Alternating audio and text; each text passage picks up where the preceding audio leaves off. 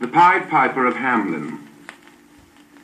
A very long time ago, the town of Hamelin in Germany was invaded by bands of rats, the likes of which have never been seen before, nor ever will be again.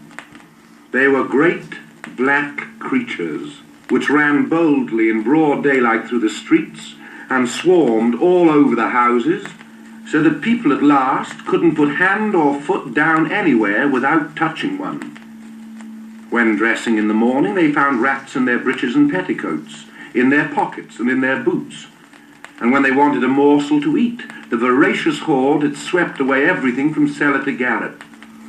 The night time was even worse. As soon as the lights were out, these untiring nibblers set to work, and everywhere, in the ceilings, in the floors, in the cupboards, at the doors, there was a chase and a rummage, and so furious a noise of gimlets, pincers, and saws that a deaf man could not rest for even 1 hour.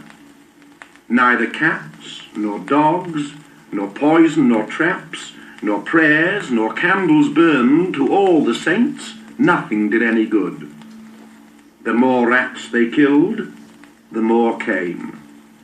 But one Friday there arrived in the town a man with an odd face, who played the bagpipes and sang this refrain.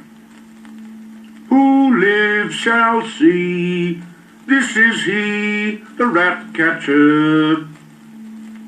He was a tall, gawky fellow, dry and bronze, with a crooked nose, a long rat-tail moustache, 2 great yellow, piercing and mocking eyes under a large felt hat, set off by a scarlet cock's feather. He was dressed in a green jacket with a leather belt and orange breeches, and on his feet were sandals fastened by thongs passed around his legs in the gypsy fashion. That is how he may be seen to this day, painted on a window of the cathedral of Hamelin. He stopped in the great marketplace before the town hall, turned his back to the church, and went on with his music, singing, Who lives shall see, this is he, the rat catcher. The town council had just assembled to consider once more this plague of Egypt, from which no one could save the town. The stranger sent word to the councillors that if they would make it worth his while, he would rid them of all their rats before night fell. Then he's a sorcerer, cried the citizens with one voice. We must beware of him.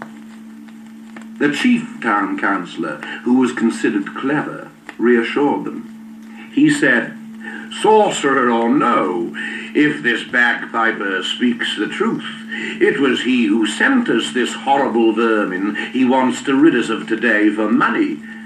Well, we must learn to catch the devil in his own snares. You leave it to me. Leave it to the town councillor, said the citizens one to another. And the stranger was brought before them. Before night, he said, I shall have dispatched all the rats in Hamelin if you will but pay me a shilling a head. A shilling a head, cried the citizens. But that will come to millions of shillings. The chief town councillor simply shrugged his shoulders and said to the stranger, A bargain. The rats will be paid for at 1 shilling a head, as you ask. The bagpiper announced he would begin that very evening when the moon rose. He added that the inhabitants should at that hour leave the streets free and content themselves with the looking out of their windows at the pleasant spectacle that was passing. When the people of Hamelin heard of the bargain, they too exclaimed, A shilling a head? But this will cost us a great deal of money. Leave it to the town councillor, said the town council with a malicious air. And the good people of Hamelin repeated, Leave it to the town councillor. Towards evening, the bagpiper reappeared in the marketplace. As at first, he turned his back to the church, and the moment the moon rose on the horizon, the bagpipes resounded. Tra-li-ra, tra-wing. It was first a slow, caressing sound, then more and more lively and urgent, and so sonorous and piercing that it penetrated the furthest alleys and retreats of the town. Soon, from the bottom of cellars, the top of garrets, from under all the furniture, from all the nooks and corners of the houses, out came the rats, searching for the door, flinging themselves into the street, and trip, trip, trip, they began to run in file towards the front of the town hall, so squeezed together that they covered the pavement like the waves of a flooded torrent. When the square was quite full, the bagpiper faced about, and still playing briskly, turned towards the river that runs at the foot of the walls of Hamlin. Arriving there, he turned around. The rats were following. "Hop, hop," he cried, pointing with his finger to the middle of the stream, where the water whirled and was drawn down as if through a funnel, and hop, hop, without hesitating, the rats took the leap, swam straight to the funnel, plunged in head foremost, and disappeared. The plunging continued thus without ceasing till midnight. At last, dragging himself with difficulty, came a big rat, white with age, who stopped on the bank. This was the king of the band. "Are they all there, friend Blanchett?" asked the bagpiper. "They are all there," replied the white rat. "And how many were they?" 990,999. "Well reckoned?" "Well reckoned." "Then go and join them, old sir, and au revoir." And the old white rat sprang in his turn into the river, swam to the whirlpool, and disappeared. When the bagpiper had thus concluded his business, he went to bed at his inn, and for the first time in 3 months the people of Hamlin slept quietly through the night. The next morning at 9 o'clock the bagpiper appeared at the town hall, where the town council awaited him. "All your rats took a jump into the river yesterday," he said to the councillors, "and I guarantee that not one of them comes back. They were 990,999 at a shilling a head. Reckon." "Let us reckon the heads first. 1 shilling a head is 1 head the shilling. Where are the heads?" The piper didn't expect this treacherous stroke. He paled with anger, and his eyes flashed fire. "The heads," cried he. "If you care about them, go and find them in the river." "So," replied the chief councillor, "you refuse to honour the terms of your agreement. We ourselves could refuse you all payment. But you have been of use to us, and we will not let you go without a recompense." With this, he offered the piper 50 shillings. "Keep your recompense for yourself," replied the piper proudly. "If you do not pay me, I will be paid by your heirs." Thereupon, he pulled his hat down over his eyes, went hastily out of the hall, and left the town without speaking to a soul. When the people of Hamlin heard how the affair had ended, they rubbed their hands, and with no more scruple than their town councillors, laughed about the bagpiper, who, they said, had been caught in his own trap.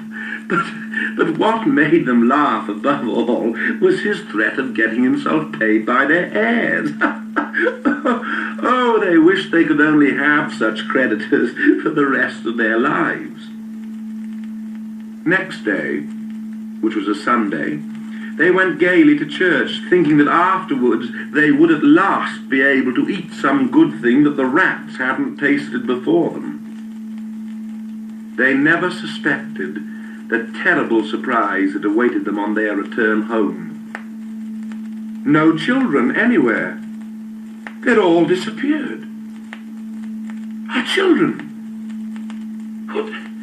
Our children, where are our poor children? Was the cry that was soon heard in all the streets. Then through the east gate of the town came 3 little boys who cried and wept, and this is the story they told. While the parents were at church, a wonderful music had sounded in the streets. Soon all the little boys and all the little girls who had been left at home, attracted by the magic sounds, had gone out to the great marketplace. There they found the piper playing his bagpipes.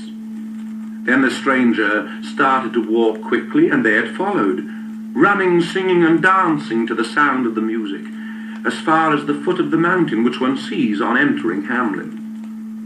At their approach, the mountain had opened a little, and the bagpiper had gone in with them, after which it had closed again. Only the 3 little ones who told of the adventure had remained outside, as if by a miracle. One was lame and could not run fast enough. The second, who had left the house in haste, 1 foot short, the other bare, had hurt himself against a big stone and could scarcely walk. The third had arrived on time, but while hurrying to go in, had struck so violently against the wall of the mountain that he fell backwards at the moment it closed upon his comrades. Hearing this story, the parents redoubled their lamentations. They ran with pikes and mattocks to the mountain and searched till evening to find the opening through which their children had disappeared. Without success.